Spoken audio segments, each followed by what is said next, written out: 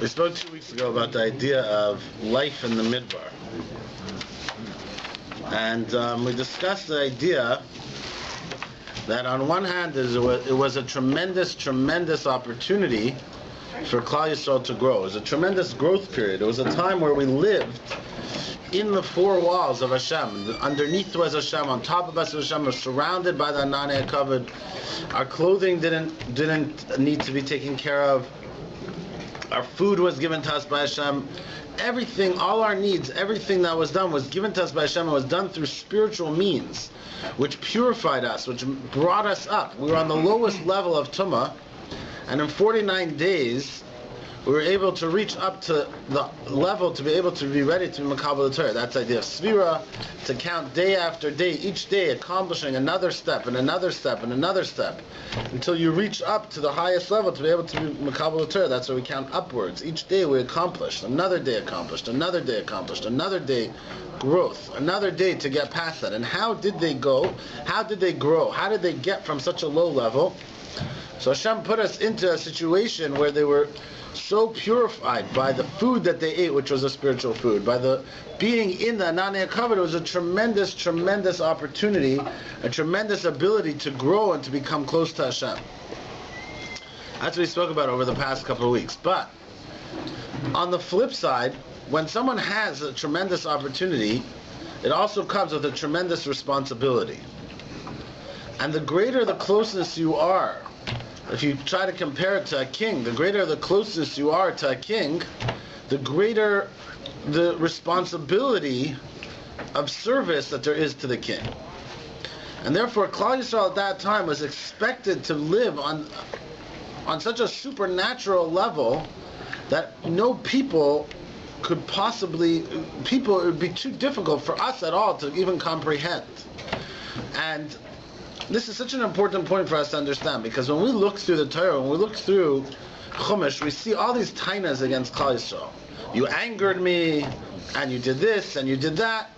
And we have to understand it in the light of the context of what that means. And as a general rule, anything that they did that was a tremendous sin, if any one of us would have done it, we'd be considered like the Gadol Hador. But really like that, because the sins that we're talking about are on the level that they were on. Because along with the tremendous opportunity and the tremendous closeness to Hashem comes the tremendous responsibility, the tremendous achrayus, the tremendous level that they need to live on. And when you're living, it's Eina Doima, someone who's living on the outskirts of town and someone who's living in the palace of the king. It's not an easy existence. This existence continued for 40 years. And on a lower level, even when they went into Eretz Yisrael, right? Anybody who spoke Lashon Hara, could you imagine? You speak Lashon Hara one time, and you get tsaras. And you get thrown out, and you have to go through this whole process. One time you speak Lashon Hara, boom, bam, finished. Right? Imagine you're talking to your friend, hi, how you doing? Oh, do you know what he told me? Tsaras, right? Like, that's what happened. And whatever they did, I mean, you carried a pencil out on Shabbos, people saw you, finished. They kill you. Not until the Kohen said so. Not until the Kohen said so, it's true. So they were living on a level where every minor infraction by any individual was said in the Torah as if the whole klal did something so terrible that was impossible to believe. And when we understand it in this context, it helps us to understand many things that Klal Yisrael did, where Hashem says, you've angered me and you've rebelled against me, and different kinds of languages like that. And it seems to us like, wow, they were so terrible. But when we start to understand what it means, and the way the Torah talks, and the way the Torah gives rebuke, it helps us to understand that these people were on a totally different level, and the rebuke is for them and their level. So for example, we mentioned this example already. When Klal Yisrael left Mitzrayim, they started to run out of water. And for 3 days and 3 nights, they had no water. They're walking in a desert. For 3 days and 3 nights, they had no water. And they complain. And Hashem starts to give them Musar and Teichacha, and how could you complain? But if you think about it, When would we have complained? In the first hour. You're walking in the midbar and you imagine the children, your wives are crying to you, say, we're thirsty, give us something to drink. Silence. Day 1. Day 2, the gvura, the koyach that they had to hold back, to trust in Hashem and to say, don't worry, Hashem's going to give us water. And then they reached the place of water. We mentioned this already, right? And instead of there being no water, there was water, but it was undrinkable water, which is even more torture. Right? It's even worse torture. It's not just that there's no water. No, I'm going to give you water, but they say stories that happened like this in the times of the Holocaust, that they gave them water, but they gave them water that was poisonous or spoiled, and it contained bad things in it, and they couldn't hold themselves back. They just drank it because they were so thirsty.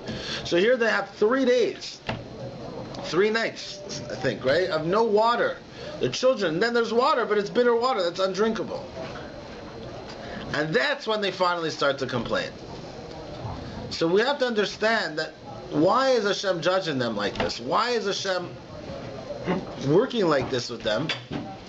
It's because they were in a position where they were so close to Hashem that it required such a supernatural commitment and such a supernatural responsibility that they had to live up to that. And this was a very uncomfortable experience. For 40 years they lived like that. Right? No time off.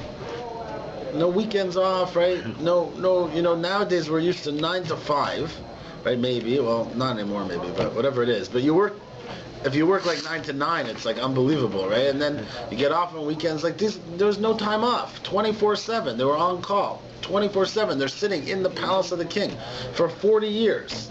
What'd they do a whole day? There was nothing to do. There was no distractions. There was no internet. I mean, there was nothing. There was no distractions whatsoever. There was just learning. There was just growth. There was just being in the presence of the king. That's a very uncomfortable experience. Why? Why is it uncomfortable? Because it's a tremendous pressure. It's a tremendous test. You can't be lazy. You can't relax. You like to come home at night, right? When you're sitting in front of your boss. Imagine your boss is sitting on top of you, if you have a boss, right?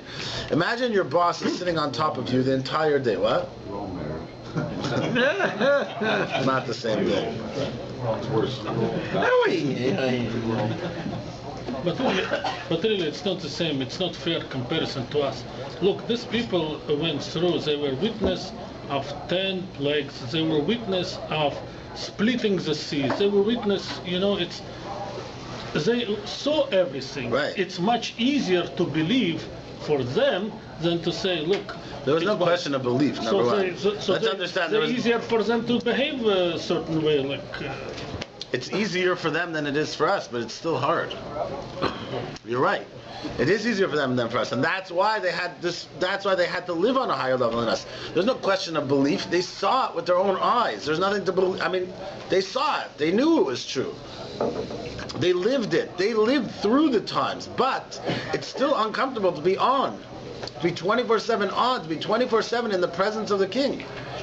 We spoke about it already last time that the first halacha in Shulchan Aruch, the Ramah brings down the idea that the Chasidim and Tzadikim would have Shavisi Hashem L'Negdid Samin, who, right, is a Milas at Tzadikim. They would have this in front of their eyes. They would put the picture Yud Kei Vav Kei, that everywhere they go. And he says that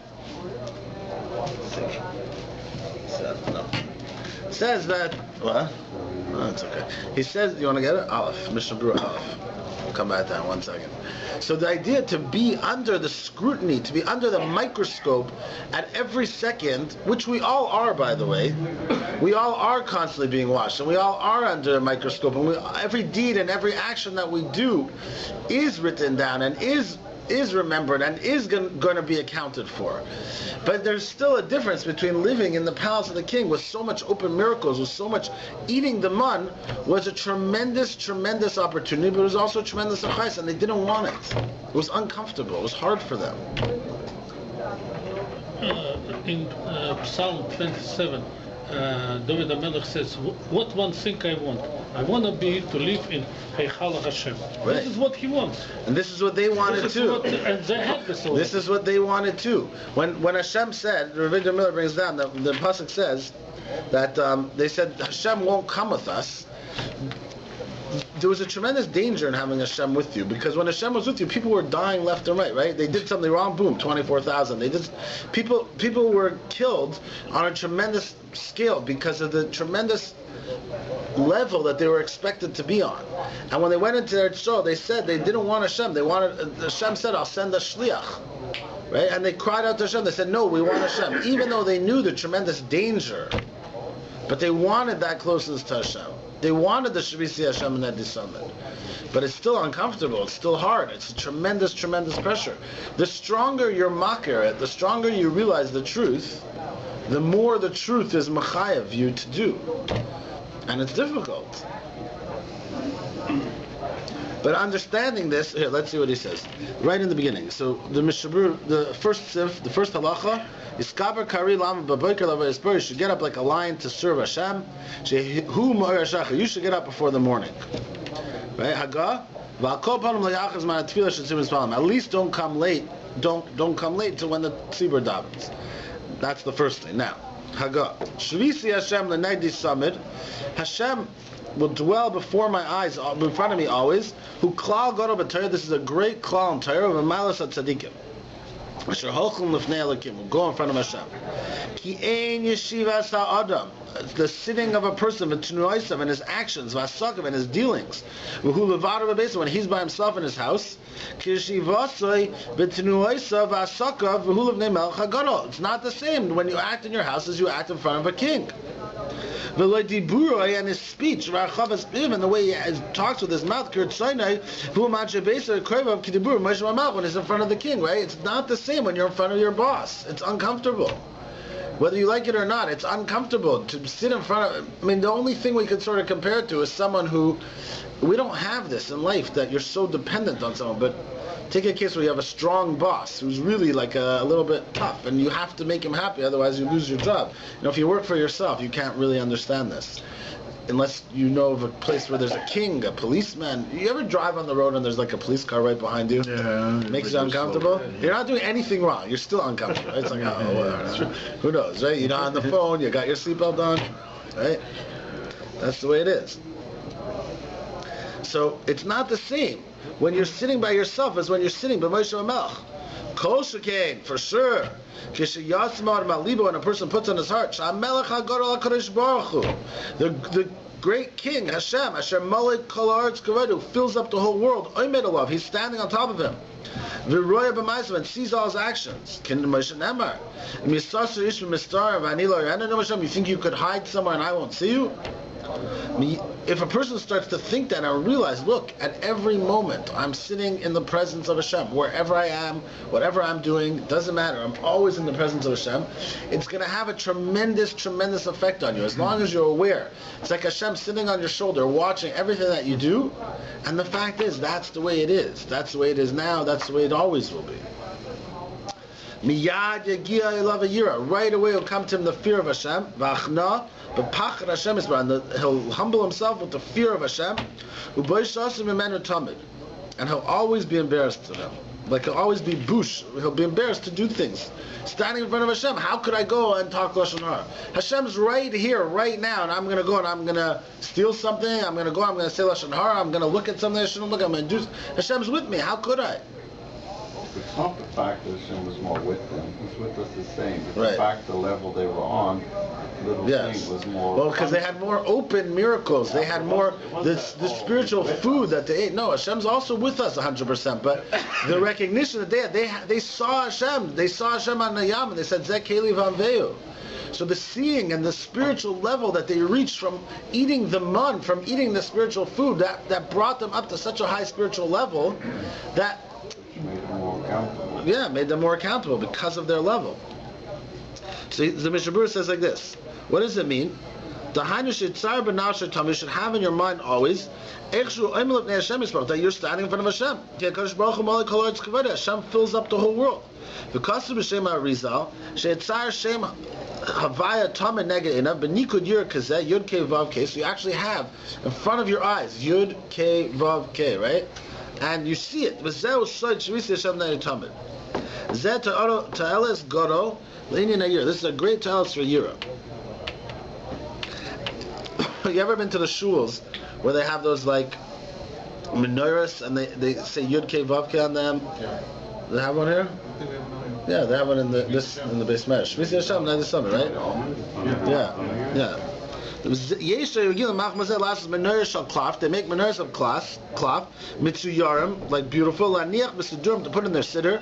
Because of them, Shvisi Hashem, ben dalad oisis, and then they put Shari Shemus, they put other letter names of Hashem. Menorah Kazayis and Nikus Hashem Shavisi. Those menorahs are called Shavisis. You shouldn't speak during davening. So you should see Hashem in front of your eyes. Hashem's here, and you shouldn't speak. You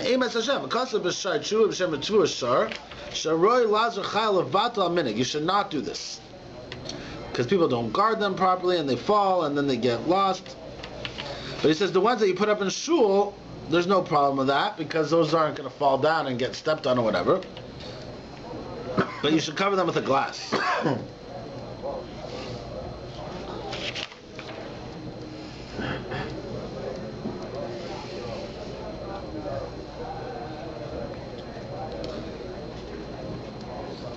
Okay, we're not going to get into this, but if anyone wants to look in the Bir Halacha at this point, when he talks about Shvisi Hashem Nadi Samid, talks about the idea that there's certain mitzvahs that are mitzvahs tamidius. There's certain mitzvahs that are always applicable. And there's six mitzvahs, sheish mitzvahs tamidius, and those 6 mitzvahs you could constantly be doing as long as you're focused on them. And this is kind of similar idea to Shvisi Hashem Nadi Samid. You should always be focused on the fact that Hashem's with us, and it's not the same living on the outskirts of town and living in the palace of the king, and we're all always living in the palace of the king. And if we focus on these 6 mitzvahs, we could constantly be doing mitzvahs. But with that being said, like he's pointing out, in the times of the Midbar, we're all living always with Hashem, but they lived with a more clear recognition of Hashem. They saw open miracles. They ate the food that came down from Shemayim. They lived off Hashem every day. They woke up the next day waiting to get the food from Hashem that Hashem was giving them. So this level requires a tremendous level, and when any person slipped up in any minor way, this was brought as if the whole Klal Yisrael did terrible things. And this is really true. You can take this throughout the whole Tanakh, and this helps us to understand that we look back, especially when we look with non-Jewish eyes, when we look back and we read the words of the Torah, it sounds like a bunch of troublemakers, a bunch of just always, right? But it's not like that. You have to understand that when Hashem talks like this, it's because of who they were. There's a few other very interesting ideas that we learn from this also. That's one idea. Another idea that we find from the fact that the Torah does constantly yelling at Klal Yisrael, constantly saying how bad they are, is one of the biggest proofs to the truth of the Torah. Because no book that was written by man to try to say that the Jews are the chosen nation would be so anti the Jew. It's like no book would yell at, like they would talk about how amazing they are, but instead of talking about all the things that they did wrong, even our leaders, even Moshe Rabbeinu, Hein lo yaminu bi, you didn't trust in me. Who wrote it, right? If Moshe Rabbeinu wrote it, would he talk about himself like that? Right? If you look in the other books that were written over the years by men, do they say about how bad their yashkes? Do they say how bad their leaders are? To come and to constantly be criticizing the Klal Yisrael is one of the biggest proofs to the fact that the Torah is not man-made, that the Torah is given by Hashem. Another fascinating idea is the fact that we see how stiff and how stubborn Klal Yisrael was from all these times. How they angered Hashem. They were not easygoing. They weren't just lemos. They were very, very. Any innovation, anything that came about was just like now. Imagine a shul, right? You want to make some big change, right? Imagine if you want to change the seats upstairs, right? Just the seats upstairs. It would be like. So many different opinions of how we should do it, what we should do, could we do it, how, because that's how the way Jews are, and that's the way Jews always were.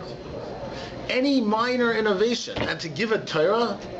How did that happen? How did a Klal Yisrael that was so stiff, that was so constantly challenging, constantly fighting, not fighting, but constantly stubborn, not easygoing, but they cared, and everything mattered, and had to be understood, and these were intelligent, highly refined people.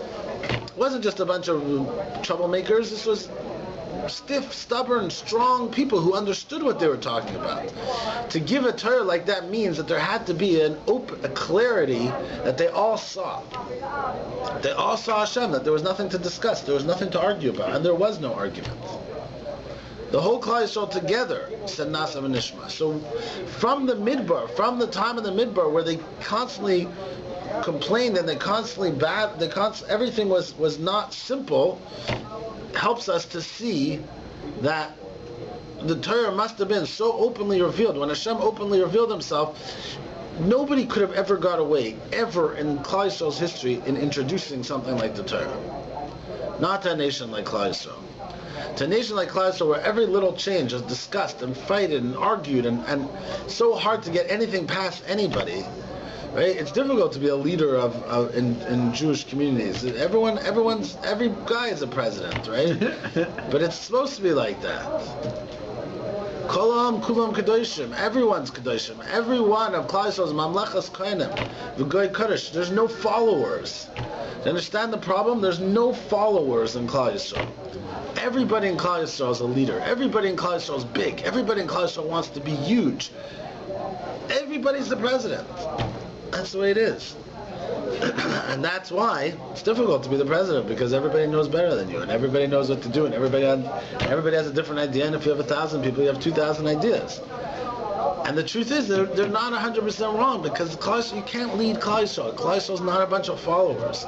Klal Yisrael is big, Klal Yisrael cares, Klal Yisrael thinks, Klal Yisrael has ideas, and they know how great they are. And you're going to tell me what to do? I'll tell you what to do, right?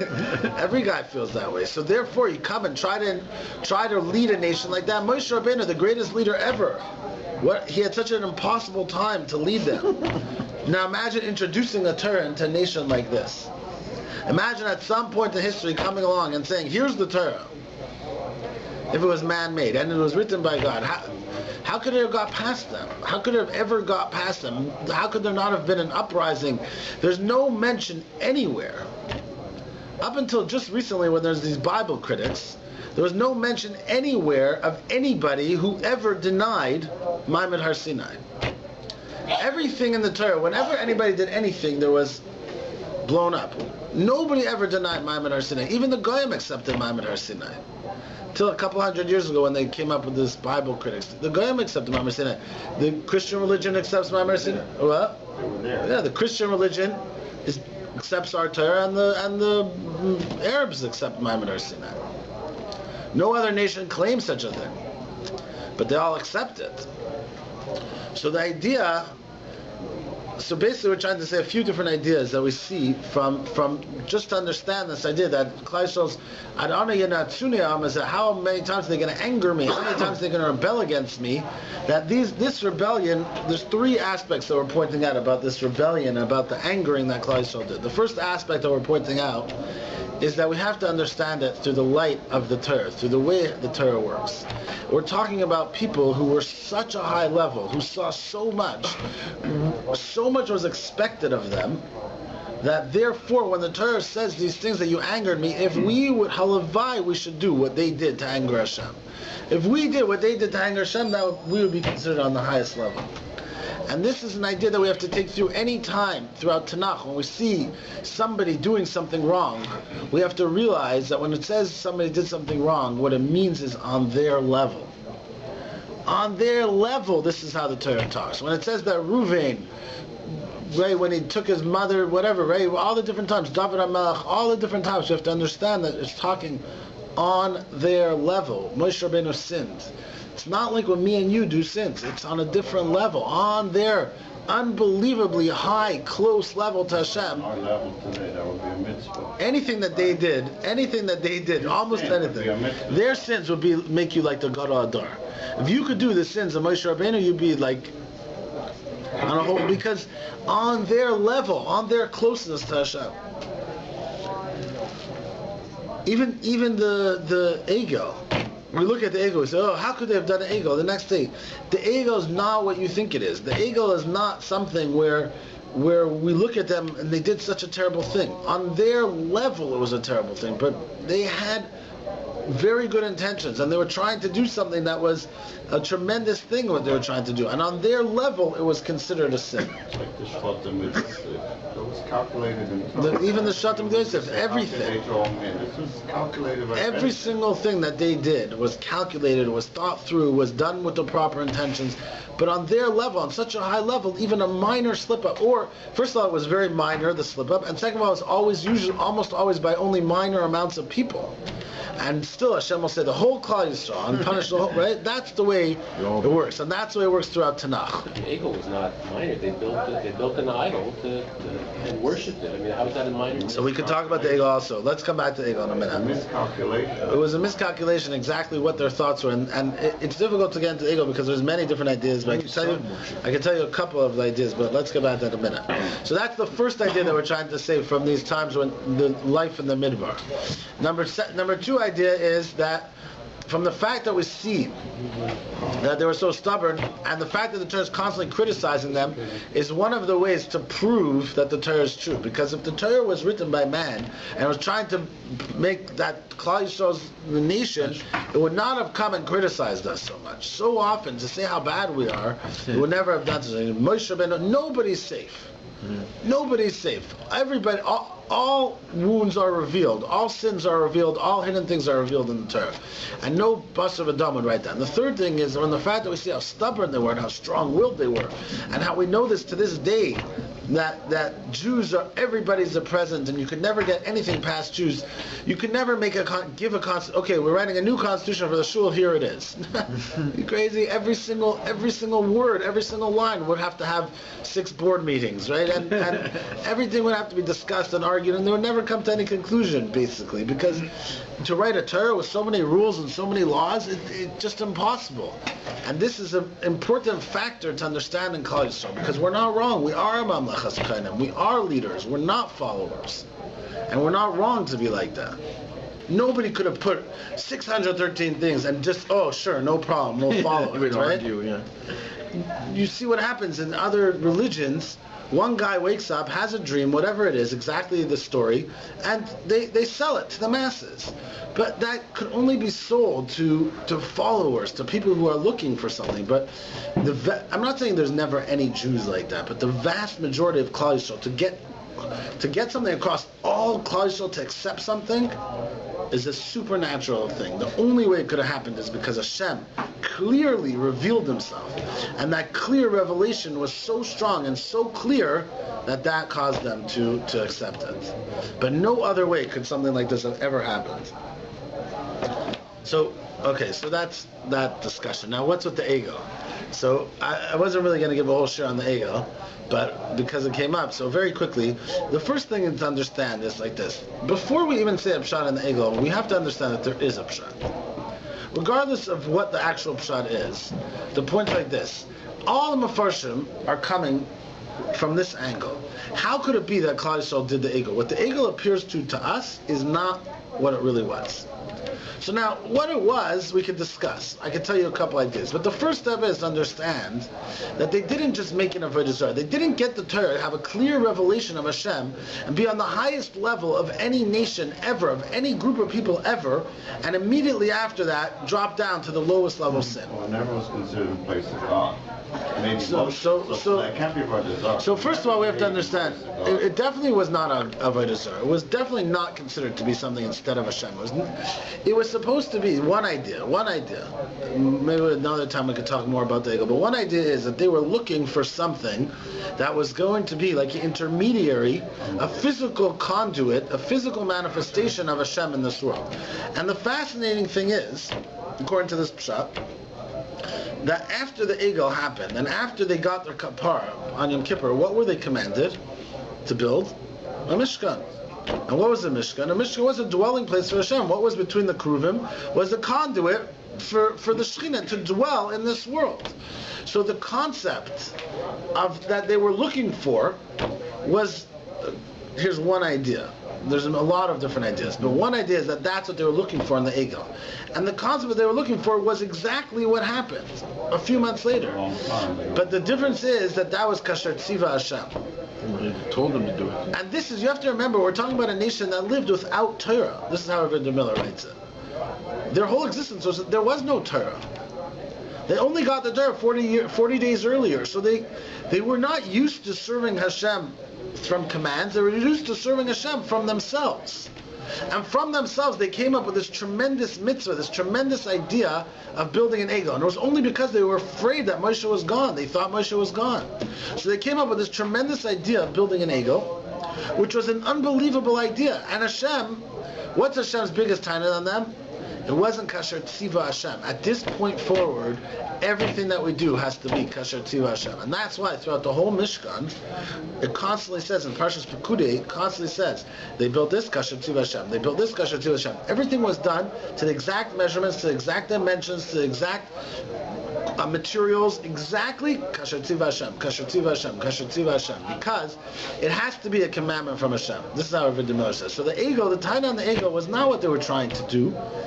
They were trying to do something amazing. So why do they keep blaming on the Erev Rav? Because only the Erev Rav, because the It's a great idea. There were mistakes. In the Maisa there were mistakes, and the mistakes came through from the Erev Rav. It wouldn't have happened without the Erev Rav. And Rabbi Miller says that the Erev Rav brought with them certain ideas from their culture from before that confused things and that they tried to sell. But that's a quick idea in the Egel. Really, there's a lot to be discussed on the Egel, exactly how the Egel happened and why it happened and what it was. But the step number one, even if I said no alternate pshat, that's not the point. Step number one is, you see something like the Egel, here's what should happen in your mind. This is the Torah talking to Klal Yisrael in the times of the Midbar. Had we built the Egel, had we got together and tried to build the Egel, we would be from the biggest tzaddikim ever. If we could have their intentions, and if we could have their mindset that they had, because it's not the way it appears. And any time you see any taina on Klal Yisrael, any time you see any taina on one of the leaders of Klal Yisrael in the Torah, it's not the way it appears. It's on their level, at their place, in their circumstances. For them, they should have known better. But it never means that, oh, they were just whatever, how could they have done that? So that's an interesting idea. Most people have the wrong depiction of the Egel because they watched the movie, which is completely wrong. They didn't do that anyways. The women and the men, they didn't do that. It was just men. I don't know about that. The movie. Never watch any of those. Yeah, the movie is wrong. I don't know what movie you're talking about. The But Ten Commandments. I don't know what movie you're talking about, but whatever it is, you should never watch Goyish. You shouldn't watch any movies, but specifically, you should not watch. Right, specifically, you should not watch any Goyish interpretation, any Jewish concept. But okay, so I wanted to really go through a couple interesting Gemaras, but I'll just do one Gemara because it's coming time for Shavuos. So we'll do one Gemara on learning Torah. It's just an interesting Gemara. It's a fun Gemara, but it's a little bit scary also. Tana Rabbanan. The Gemara says like this, the Brisa. Ani va'asher v'rasha boyan ladin. Ani, an usher, and a rasha come to din. La'ani aimrim lei. So Ani comes to din, and they say, Ne'mal le'sakta b'Torah. Why didn't you learn Torah? Right? There's a little mussar that we should all, for myself and all of us, that we should all try to strengthen our learning in Torah. So the Ani comes to din, and he says, why didn't you learn? It's Gemara in Yuma, Dav Lamed Heyam Beis. Im Omer Ani Yisif, he says, look, I was so poor. The Torah b'mezaynos, I had to make a living, I had to feed my kids. I would say to him, Klum Ani Hayusa Yozer Mehillel? Were you poorer than Hillel? Amar about Hillel Azaken, they said about Hillel Azaken, Shabachol Yom V'yam Hu Oiso Mistakar B'Trafik. Every day he would work, and he would make one traffic. Chetzav HaNois L'Shamar Beis HaMedrash, half he would give to the guard of the Beis HaMedrash. Chetzav L'Farnasos L'Farnas Anshe Beis, and half he would use to give his children and his family to live on. So now, Yisrael Salanter points out, he says, how much do you think this guard of the Beis Medrash was a rich guy? Probably not, right? He was a guard of Beis Medrash. It wasn't highly skilled labor. So, and people came, how much do you think they paid him? Pennies, right? I mean, even the buyer, what do they charge, right? $2,000, so what is it, $3 a day? No, $6 a day? And you get a plot, minus the plot, right? Even here it's not that much money, right? $5 a day. How much do you think the guard is going to be making already, right? Half a traffic means, imagine how little his family subsided on, how little they existed on. Half a traffic, which was the amount that each person had to pay the Shem Beis Medrash. That's a little. He worked, he made that much, that's it. One time he couldn't make enough money to get a half a traffic. I'm sure everyone heard this story before. He wouldn't let him in. He went and he lay on the skylight. So he should hear the words of the living God from Shemai B'Avtalim. That day was Friday. It was the winter. And the snow was falling on him. He was so busy listening. When they came in the morning, every day it gets light in here. It's so dark in here. Why is it so dark? Maybe it's a very cloudy day. They looked up and they saw there was a demus of a person in the skylight.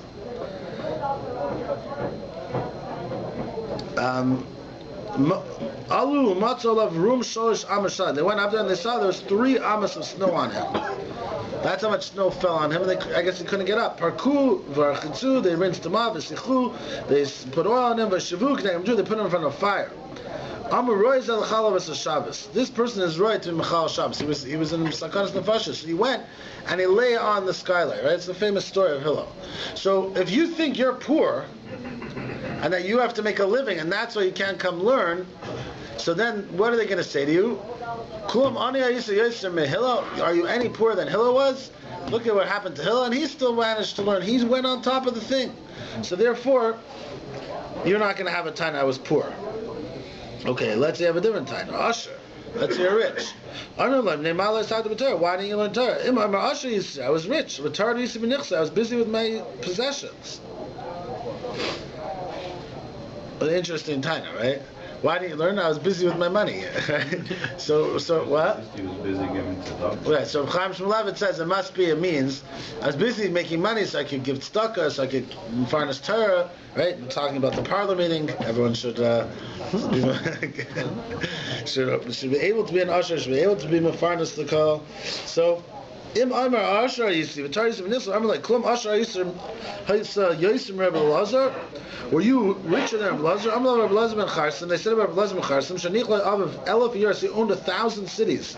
B'Yabasha, K'nadam Elef cities, we have 1,000 ships. V'Chol Yom Yom Noidol Nad Shal Kemachal Kseifoy, U'Mahal Mirlir, and every day would take a little flour and he'd go from city to city, Din Limel Torah, to teach Torah. That's how rich he was. He owned 1,000 cities, 1,000 ships. Pamachas Matzo Avadav. One time his Avadim saw him, his workers saw him. V'Asiba and Garia, and they made him work.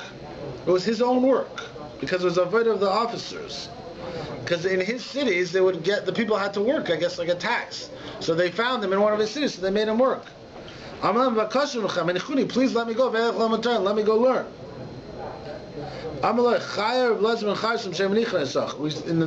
Lezer ben Charson, we're not going to let you go. He was Rabbi Lezer ben Charson, right? And they're telling him, we're not going to let you go. He never went to see his cities.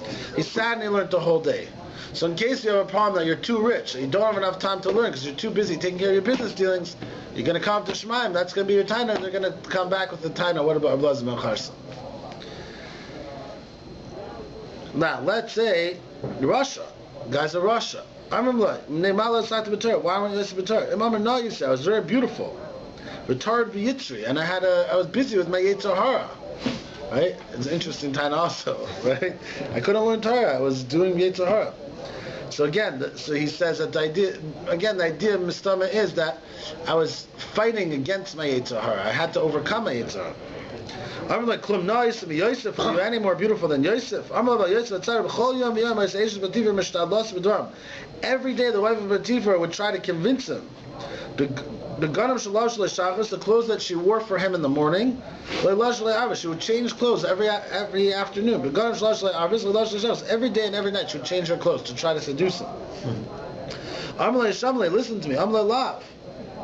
No, I'm not going to. I'm going to lock you in a jail. Hashem unlocks the prison. I'm going to bend you over. Hashem's like a proof. Hashem stands up to bend. I'll make you blind. Hashem makes the blind see. She gave him 1,000 silver pieces to listen, to live with her. He didn't want Lishmela. What does it mean? Lishkav Etzel B'Olam Haza. Lias Ima L'Olam Haba. She wanted to be with him in Olam Haba. That's part of it. Nimtza Hillel Mechayvus Aniyim. Hillel is Mechayvus Aniyim. Rabbi ben Charsa Mechayvus Hashem. Rabbi ben Charsa is Mechayvus Hashem. Yosef is Mechayvus Rishon. Yosef is Mechayvus Rishon. So this is the idea that, just a simple idea that if anyone wants to come at the time of that, I didn't have time to learn for various reasons. The trick is not to look at people under us and say, this guy doesn't learn. I go every Sunday. This guy doesn't even come every Sunday. Look how good I am. The trick is to look at the guy who does more than you, and you say, well, look, I'm in the same position as him. Our kids are around the same age. This is around the same thing. Somehow he manages to do it, so why can't I manage to do it? The trick is to look at the best. To look at the Hillel, the Rabbi ben Charsa, the Yosef Atzadik, and to look at them and to say, oh, they're Mechayev me. If they could do it, then I could do it as well. And that's going to be the truth when you come to Din. And you try to get away with whatever excuse you want to get away with, and myself included. And we try to come up with whatever excuses we want. There's always going to be someone out there who was able to overcome those excuses. And that person makes those excuses null and void. And therefore, the idea is to look at people above you, and to look at these three people, and to look at all kinds of people who are on a higher level than you, and to strive to try to become like them, to try to learn more, and to not let excuses get in our way.